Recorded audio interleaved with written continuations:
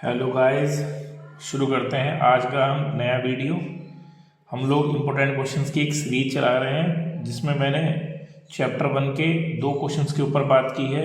पहला question prove that root 3 is irrational और second question में मैंने बात की है एचसीएफ और एलसीएम के बारे में, जहाँ पर मैंने 3 क्वेश्चन कराए हैं। ठीक है, अब आज हम शुरू करेंगे चैप्टर नंबर 2, जिसके अंदर हम सबसे पहले शुरू करेंगे क्वाड्रेटिक पोलिनोमियल के बारे में। ठीक है, सबसे पहले हम क्वाड्रेटिक पोलिनोमियल के स्टैंडर्ड फॉर्म के बारे में बात करेंगे।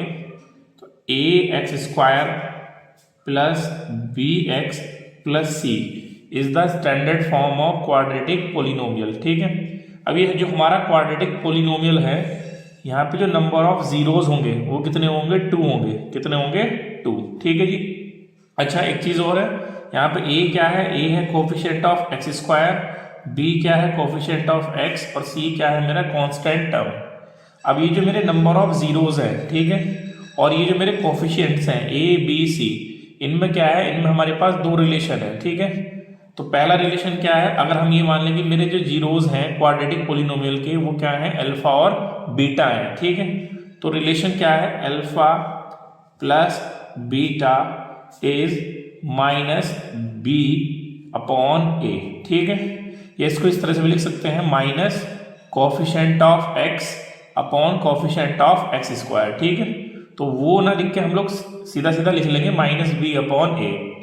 फिर दूसरा जो रिलेशन है वो है alpha into beta is equals to c upon a. ठीक है, अब इस कॉन्सेप्ट के ऊपर, ठीक है, इन दोनों रिलेशन के ऊपर आप ये मान के चलिए कि आपका ए क्वेश्चन बोर्ड में पक्का आने वाला है। ठीक है, और जिस भी तरह के बोर्ड में क्वेश्चन आए हुए हैं, ठीक है, या जिस तरह के क्वेश्चंस आने के चांसेस हैं इन दोनों के ऊपर, वो मैं आपको यहाँ पे कराऊंगा। ठीक है, कुछ इस वीडियो के अंदर कर लेंगे, कुछ हम नेक्स्ट वीडियो के अंदर कर लेंगे। ठीक है, तो सबसे पहले तो हम लोग एक एनसीईआरटी का इंपॉर्टेंट क्वेश्चन ही कर लेते हैं। ठीक है, इस तरह का क्वेश्चन पिछले साल बोर्ड में रिपीट हुआ है। ठीक है, मतलब बोर्ड में वो क्वेश्चन आया है, तो उसी क्वेश्चन को सबसे पहले मैं यहाँ पे करा रहा हूँ। ठीक है, क्वेश्चन क्या है?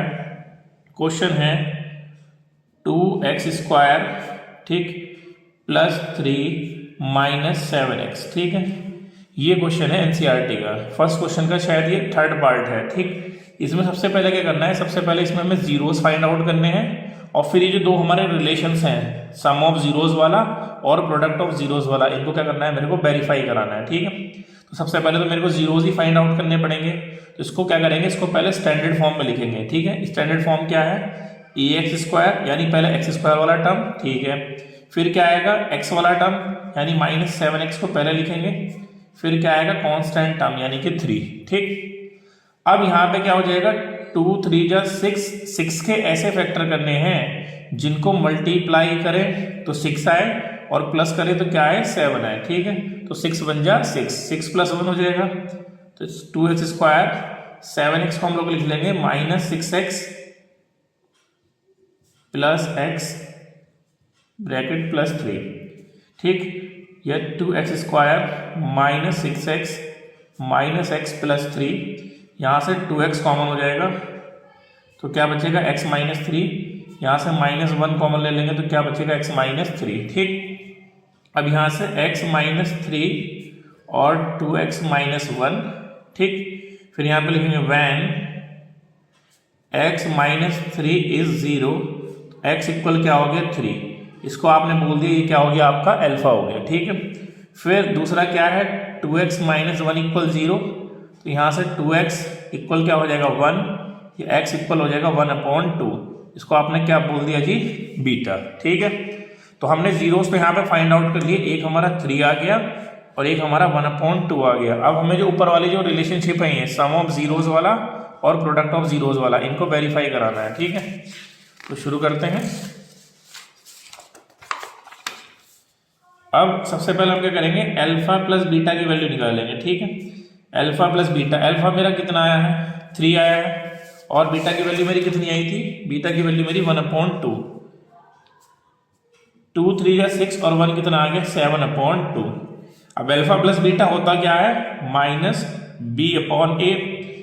अब यहां से अगर मैं देखूं, मेरा बी क्या है? माइनस 7, और ए क्या है मेरा? 2, तो ये क्या आ जाएगा? 7/2, यानी अल्फा प्लस बीटा मेरा क्या आ गया, माइनस बी अपॉन ए आ गया। ठीक है, तो मेरा जो रिलेशनशिप था सम ऑफ जीरोज वाला वो क्या हो गया, वेरीफाई हो गया। ठीक है, अब बात करेंगे प्रोडक्ट ऑफ जीरोज की।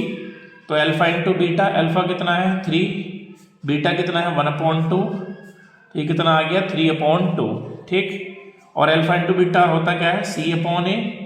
सी की वैल्यू क्या है मेरी 3, ए की वैल्यू क्या है 2, तो सी अपॉन ए भी कितना आ गया मेरा 3/2, यानी जो मेरा प्रोडक्ट ऑफ जीरोज है वो भी सी अपॉन ए के इक्वल आ गया, यानी ये वाला रिलेशनशिप भी क्या हो गया मेरा, वेरीफाई हो गया है। ठीक है, तो बिल्कुल इसी पैटर्न पे एक क्वेश्चन आया है और यही क्वेश्चन था आपका जो बोर्ड में आया था।